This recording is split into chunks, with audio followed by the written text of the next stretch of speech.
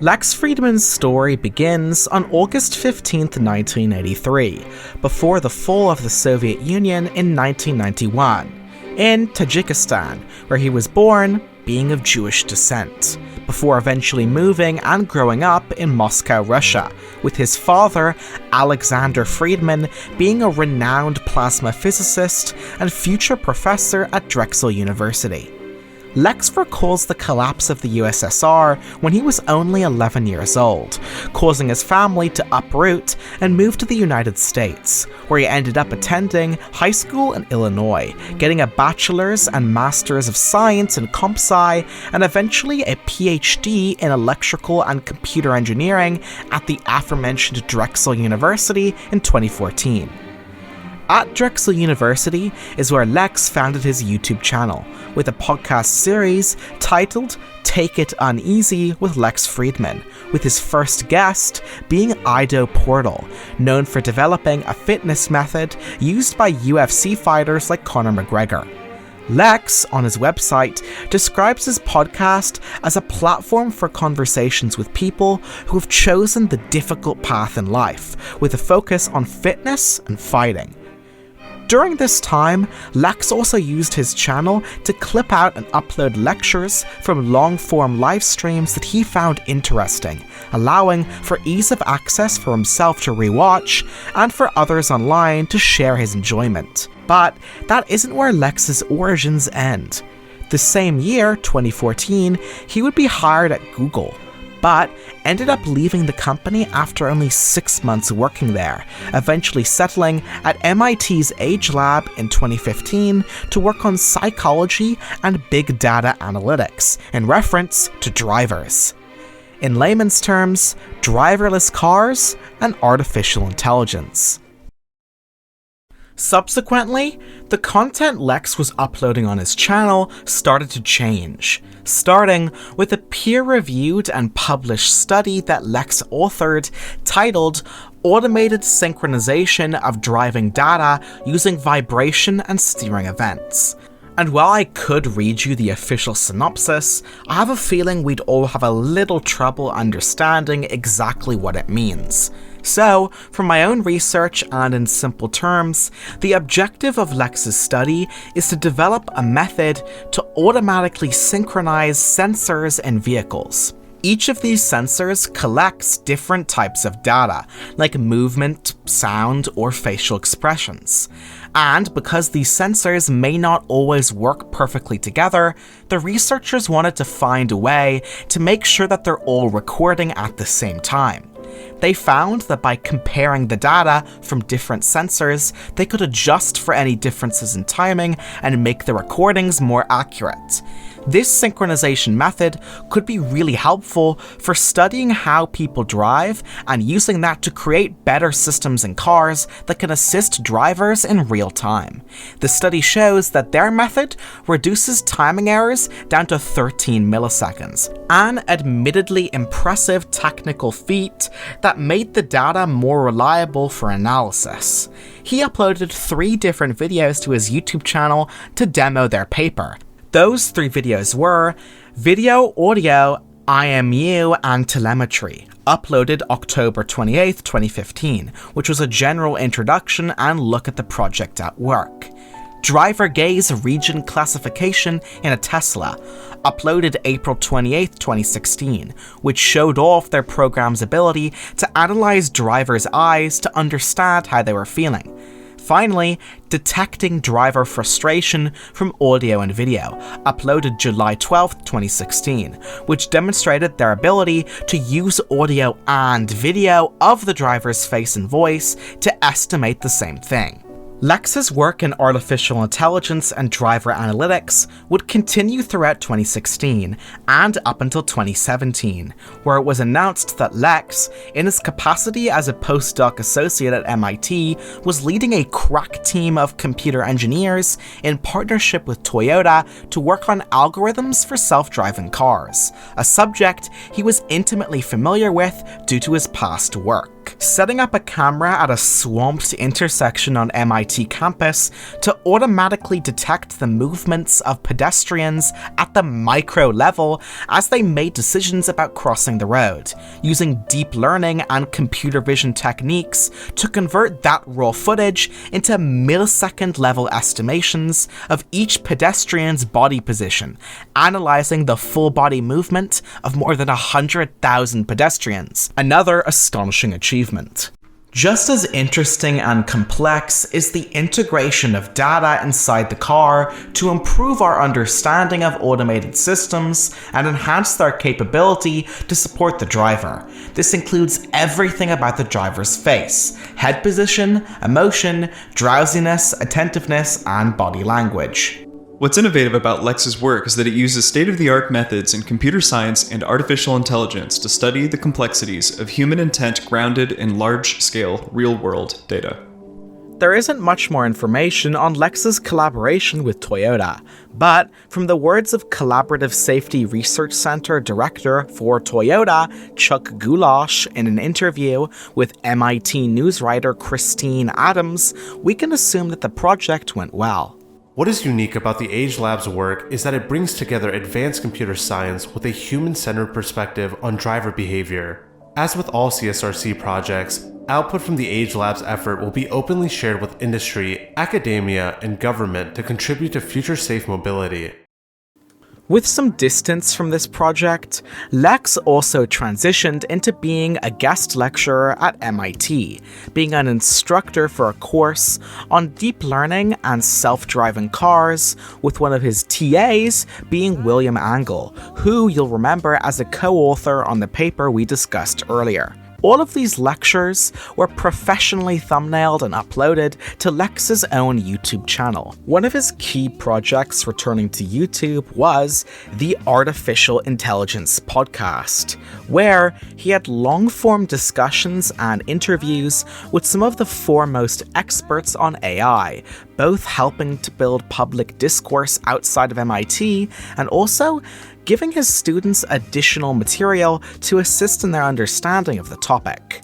With esteemed figures coming onto the show to speak to Lex, like Swedish-American physicist Max Tegmark, and other leading figures like Stuart J. Russell following suit, everything was looking up. These interviews were with well-known and respected academics, and his interviewing style made them all the more watchable. It was a breath of fresh air to see a host like Lex, humble enough to understand that his audience was coming to listen to the guest, not to hear him crack jokes for 2.5 hours like some others in his field. Some of his podcasts started to go viral, with the intellectual value of the conversation and Lex's well-researched questions and affable demeanor enhancing the discussion and rocketing out his content all across the globe. And while the mass amount of comments inspired a lot of optimism for his future online, Lex would get one fateful invite that would supercharge him to even further heights of fame. And that invite was from Joe Rogan. He would later go on to be a regular guest on the Joe Rogan podcast in the future, helping to produce many hours of conversation surrounding both the aforementioned AI topic, his tenure at MIT, politics, and much, much more. Although Lex has already gained prominence at this stage, what we're going to cover next is his ascendancy to podcasting aristocracy. And it all starts with one billionaire flamethrower pioneer. With the second wealthiest man in the world, Tesla CEO Elon Musk. Elon Musk. I'm really going to host Elon Musk here. Unless you've been living under a rock, you've definitely heard of Elon Musk. Buying Twitter, cameoing in Iron Man 2, making brain chip implants, building and then blowing up rockets, and much, much more. But the next part of this video is going to focus on his crown jewel and the genesis of Lex's career today, Tesla. Prior to Elon Musk's introduction to the electric car scene, the industry was arguably stagnant. Other automakers were developing and selling electric cars, but they were often niche products, with limited ranges and performance compared to traditional gasoline-powered vehicles, meaning the cars weren't practical and had no public ground support. But everything would change with the founding of Tesla in 2003 by Martin Eberhard and Mark Tarpenning. In 2004, Elon joined the company, leading their first round of investment funding, joining the company's board of directors as chairman and eventually booting Eberhard from his post and assuming the position of CEO and product architect later that year. Tesla's first major product was the Tesla Roadster, introduced in 2008. This all-electric sports car was a breakthrough in the industry, offering impressive performances and range compared to other electric vehicles at the time, showing that not only could electric cars be environmentally friendly, but also exciting to drive.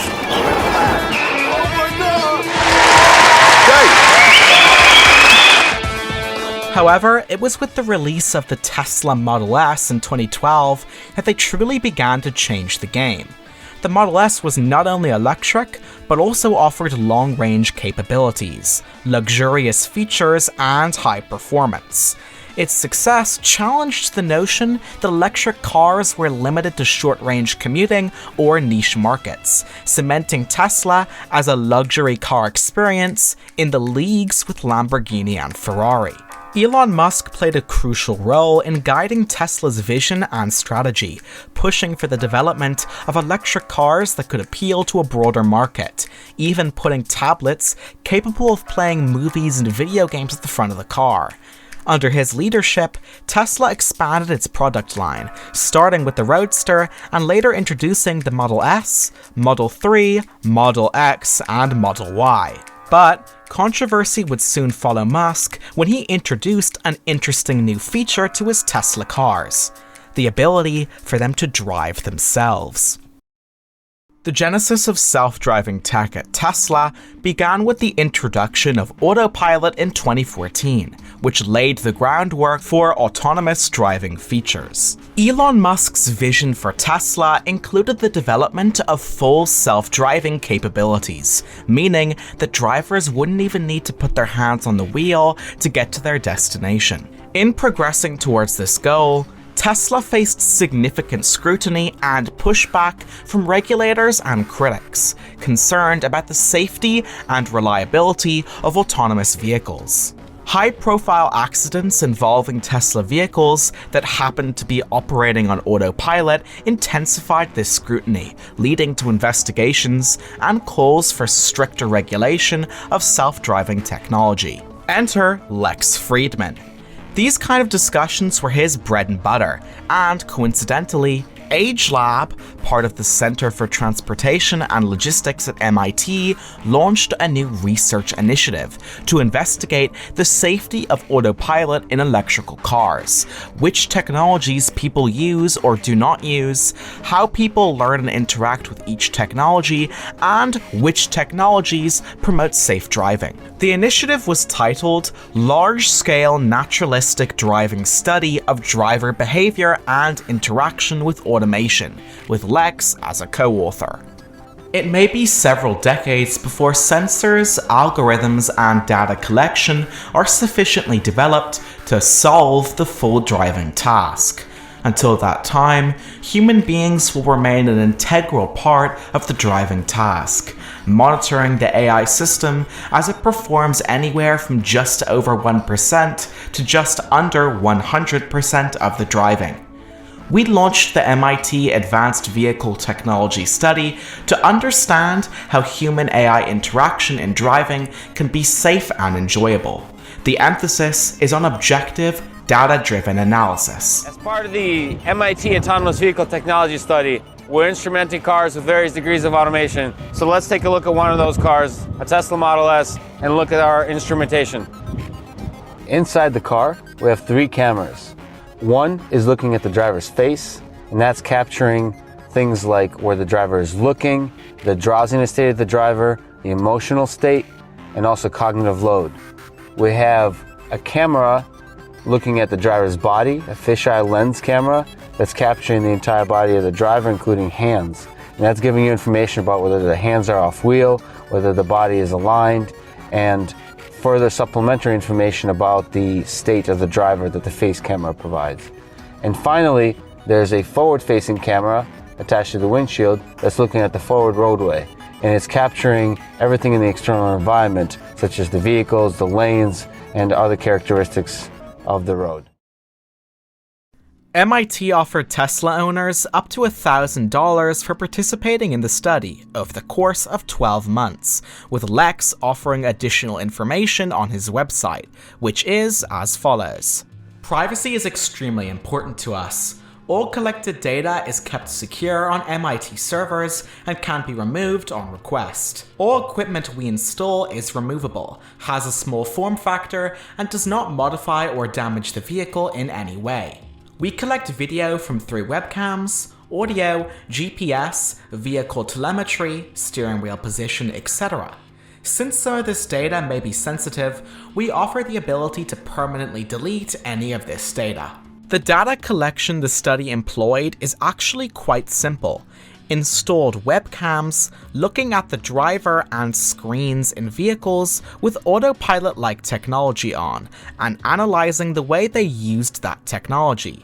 For instance, picking up the driver's eyes and recording any interaction with the steering wheel or the touchscreen, and most critically, detecting when the autopilot is activated.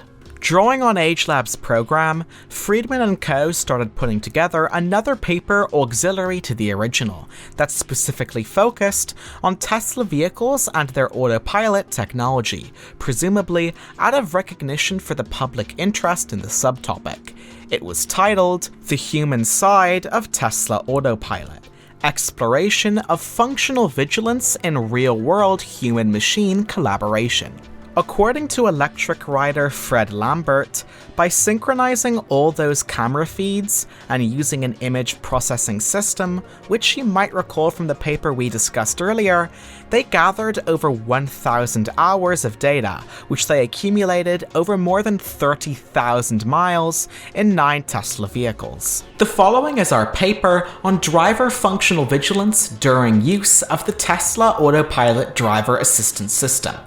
We analyzed 18,928 autopilot engagements during 3 years of hard work with an incredible research team at MIT. Poring over the data, specifically the interactions drivers had with Tesla's autopilot turned on, Fridman's study came to a controversial conclusion, with Lex endeavoring to present it to a live audience at the Tesla Motors Club, probably the most controversial place to showcase the results, provided that the results actually demonstrated that drivers using Tesla's autopilot were more often than not distracted by the feature, all leading up to one explosive presentation, and the final domino to Lex's overnight stardom.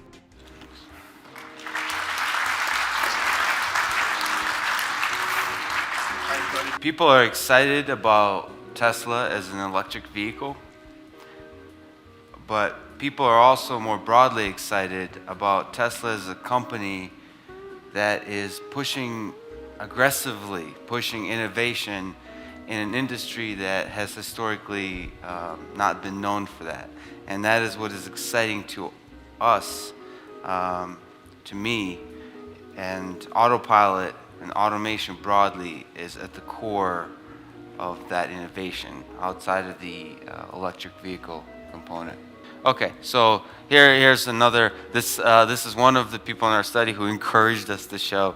He's a huge Tesla supporter. So this is on that trip to Florida, and again, being detected in the top left is the autopilot state, and there's the kind of fumbling with the navigation system that all of us have probably done. All of this is done while autopilot is still enabled, but what you see is that even though autopilot is enabled, you're still behaving as if you're controlling the car, so you're still paying attention to the road, you're still glancing back to make sure that everything is safe. And to say this is how you should make policy, this is why autopilot is a safe technology, like real numbers, not just anecdotal evidence. Drivers in this dataset use autopilot for 34.8% of their driven miles, and yet appear to maintain a relatively high degree of functional vigilance. The presentation, study, and its results were extremely interesting, and although some AI professionals reportedly challenged some of the study's research methods, Tesla ended up reaching out directly to Lex, impressed with the displayed research and its results, offering Lex a podcast conversation with Elon Musk, and subsequently filming it at the Tesla headquarters. The following is a conversation with Elon Musk. He's the CEO of Tesla, SpaceX, Neuralink, and a co-founder of several other companies. This conversation is part of the Artificial Intelligence Podcast. And now, here's my conversation with Elon Musk. What was the vision, the dream of Autopilot when, in the beginning, the big picture system level when it was first conceived and started being installed in 2014, the hardware in the cars? What was the vision, the dream? I wouldn't characterize it as a vision or dream, simply that there are obviously two massive revolutions in the automobile industry. One is the transition to electrification, and then the other is autonomy. The podcast was an overwhelming success and extremely well received, sitting at over 2 million views today, with viewers noting the quality and complexity of Lex's questions, subsequently causing his other podcast episodes to balloon even farther in view count, amounting his channel into an overnight success story. But that isn't where the story ends. The rest of 2019 came and went, with the notability of the guests he would have on the show increasing with his reach. At the beginning of 2020, Lex renamed the Artificial Intelligence Podcast to its more unofficial but more commonly known name, the Lex Fridman Podcast, with some new and long-standing stylistic choices that set him apart from the competition. For instance, at the beginning of every episode, there's a little preface that introduces the guest, who they are, what they're known for, and why Lex is going to be speaking to them, typically also showcasing the topics they'll be covering together over the course of the show, with Lex clearly dressed for the occasion. Soon enough, he was recording and uploading conversations with the likes of Facebook founder Mark Zuckerberg, academics like Noam Chomsky, and even follow-up conversations with the aforementioned Elon Musk, and additional podcasts with Joe Rogan. Even more impressive was his continued commitment to MIT, taking to roles within both their Department of Aeronautics and Astronautics, and even more recently, being a research scientist at the Laboratory for Information and Decision Systems. But as 2021 ended, 2022 dawned with episodes releasing more regularly, featuring guests like neuroscientists Anthony Huberman and astrophysicist Neil deGrasse Tyson. But little did anyone know, the most fiery controversy in recent memory was about to unfold, and that controversy was a storm surrounding 24-time Grammy winner and Billboard legend Kanye West. For anyone who hasn't been following the media frenzy recently, Elon Musk made waves when he decided to purchase Twitter, renaming it to X and culling a large swath of the company's staff for monetary purposes. As a part of this cultural shift within Twitter, Elon suggested that because the site operated much like a town square for the internet, that even controversial figures should be permitted to say controversial things. Elon Musk welcomed Kanye West back to Twitter on October 8, 2022, after a long hiatus from West. This came after West had been banned from Instagram for posting screenshots of a conversation he had had with Sean Diddy Combs, suggesting that the latter was being controlled by Jewish people. One of West's first tweets was a recorded video of him singing with Instagram founder and Meta CEO Mark Zuckerberg, calling him out for the ban. West's return tweet garnered significant attention, with nearly 1 million likes in one day. However, only 12 hours after Elon's welcome back to Kanye, he would post a tweet that would break the internet. The tweet was quickly removed for violating Twitter's hate speech guidelines, but archives reveal that the tweet received roughly 14,800 likes, 5,200 retweets, and 2,500 replies in only 11 minutes, far before its deletion. Over the course of the next few months, Kanye would appear on multiple controversial podcasts and shows, most notably Alex Jones's InfoWars, making inflammatory statements about Jewish people, leading to key sponsors Adidas, Balenciaga, and his own label Good Music all dropping him, dealing West a huge financial hit. However, in the midst of the scandal, Lex Fridman invited Kanye onto his podcast for an interview. The following is a conversation with Ye, the legendary artist, producer, and designer formerly known as Kanye West, on this, the Lex Fridman Podcast. Based off of our connection and just you being a friend, I need to show you my 2 tech companies and get your perspective on it. Because now I have friends that can give a perspective. Like when I would work on albums, I had other friends that worked on albums and they would give me their perspectives on it. You want to do this? We are doing it. This is part of it. This is part of it? Absolutely. All right, beautiful. Is there somebody in your life close to you that you trust enough to call you out on your bullshit? We're all full of shit sometimes. What's my bullshit? Well, some of it I pointed out today, but I don't know you deeply enough. Though? What was the bullshit? Jewish media, Jewish... That's not bullshit. The bullshit is that the Jewish media won't admit. Your dad was right. Your dad was right. The words you used, you weren't. I said it. You're not gonna make me say it 800 more times. I don't know if it resonated because you keep saying like the words. Did it resonate to y'all that y'all ain't do nothing about it, and that all y'all want to do is have somebody apologize and sweep under the rug your bullshit that you've been doing the whole time? You on the same bullshit as the other people. So you're doing the same thing that the other, let's say media, because I'm not allowed to say, has done. So until somebody stands up. Which is what, man? I'm trying to call you out on your bullshit because I hope I'm somebody you can trust. I don't trust you. Well, you should find people in your life you can trust. Don't tell me what I should do. I'm not one of your BLM marchers. So, hey, China. Hey, left agenda. Hey, what we're going to do is say that our species can have a healthy conversation. Can I just linger on this? Because when you say Jewish media, there's a echo of a pain that people feel that reminds you're saying it's redundant, right? No, I'm not saying it's redundant. I'm saying it's redundant. You're saying it's redundant. It's a redundant I'm saying statement. It's something I'm saying that it's... The conversation was at times insightful when discussing engineering, disappointing when West doubled down on his controversial views, and heartbreaking when Lex's attempts to reach out were shot down. The podcast followed a similar principle that Fridman often makes clear to his audience, that everyone deserves a chance to be heard out, to have their views listened to, no matter how hurtful or incendiary.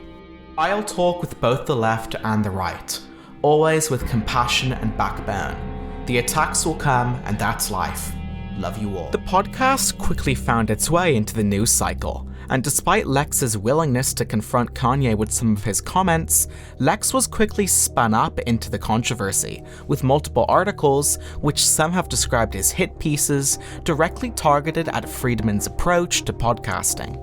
On April 12, 2023, controversial writer for Business Insider Julia Black, known for her publishing of unsubstantiated allegations against Barstool Sports founder Dave Portnoy, published a piece accusing Lex of chasing fame and being a mouthpiece of the intellectual dark web, publishing some of his since-deleted poems out of context from over a decade ago, presumably scraped from an old archive of his website. The article predominantly criticizes the interviewer, Lex, for the controversial statements and opinions of his interviewees.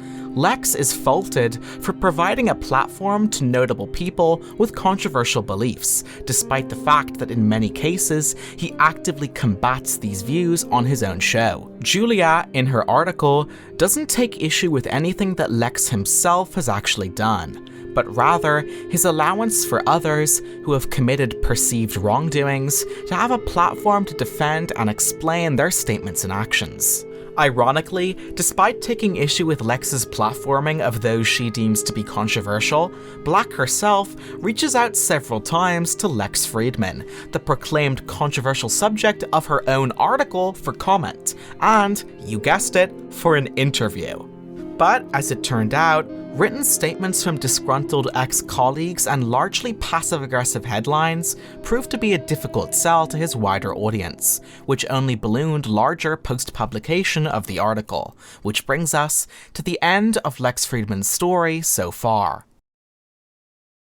In conclusion, Lex Fridman's journey from humble beginnings to podcasting aristocracy reflects not only his own dedication and intellect, but also the profound impact of open dialogue and intellectual exchange in our currently divided society. What sets Fridman apart and makes him more compelling to certain audiences compared to creators like Joe Rogan is his uncommon and rare ability to humble himself, recognizing that audiences are primarily drawn to the guest, refraining from constant interruption, and providing them with ample space to express themselves and their own views. Through his platform, Fridman has not only provided a space for candid conversations with elite guests, but has also humanized cultural figures and made their insights accessible to a wider audience. In a world right now that is so rife with misinformation and emotion, his neutral dialogue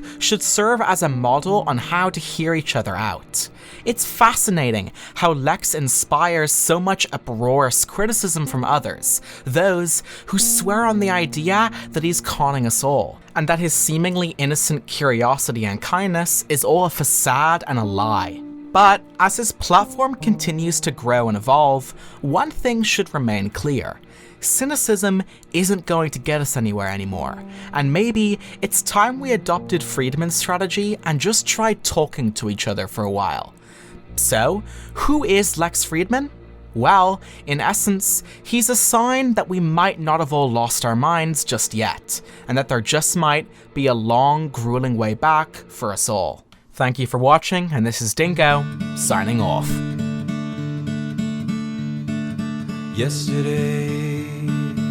And I will continue to search for hope in the midst of death and destruction, to search for our common humanity in the midst of division and hate.